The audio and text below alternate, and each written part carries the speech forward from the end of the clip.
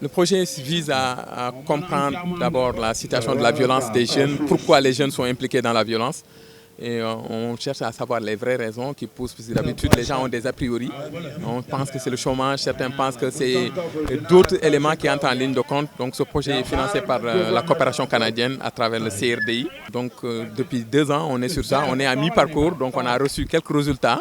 C'est ça qu'on a voulu présenter ici à travers les artistes qui ont leurs mots pour nous présenter ça, pas simplement du point de vue universitaire, mais eux, ils pourront, à travers leurs mots et à travers aussi l'enracinement qu'ils ont du milieu, parce que c'est les artistes de Médina Gounass qu'on a choisis, qui vont présenter à peu près les résultats qu'on a. À mi-parcours, on a reçu quelques résultats qui sont très probants. Par exemple, certains a priori, le chômage n'est pas le facteur déterminant dans la violence. Il y a d'autres éléments qui entrent en ligne de compte. D'abord, la situation familiale, dans l'environnement dans lequel l'enfant a grandi, évolue, c'est un facteur qui est très déterminant. Donc, à travers les données de la police, on a des recommandations pour la police, on a des recommandations pour les autorités locales, on a des recommandations pour la population, on a des recommandations aussi pour les jeunes. Donc ce n'est pas un déterminant automatique. Il ne faut pas penser que quand quelqu'un prend la drogue, automatiquement la personne elle est violente. Il y a d'autres éléments qui débutent dans l'environnement, comme je l'ai dit tantôt. Il faut voir l'environnement de l'enfant, comment il a grandi, dans quel environnement il a grandi.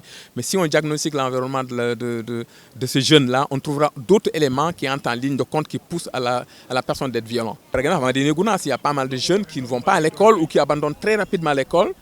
Le plus souvent, ces jeunes balancent dans la violence. Fondamentalement, il faut lutter contre le chômage. Parce que l'oisiveté, comme vous l'avez dit tantôt, c'est un élément qui peut conduire. Il faut occuper les jeunes. Quand on crée le vide, les jeunes peuvent trouver d'autres solutions. Il faut créer des solutions à travers l'emploi, l'employabilité des jeunes. La sensibilisation est un élément important. Il ne faut pas négliger la sensibilisation comme élément de thérapie, de solution. Parce que dans nos résultats, les jeunes nous ont dit dans la majorité, c'est les conseils de famille pour être résilients. La recherche continue jusqu'au mois de mars. C'est une étape qu'on est, mais on peut vous donner quand même des résultats. La majorité des jeunes qu'on a vus, les jeunes garçons sont majoritairement dans la violence, plutôt que les jeunes filles. Les raisons qui poussent aussi les jeunes à aller dans la violence, il y a l'oisiveté, la facilité d'avoir certaines choses, de pouvoir s'intégrer à une société avec des moyens qu'on n'a pas toujours.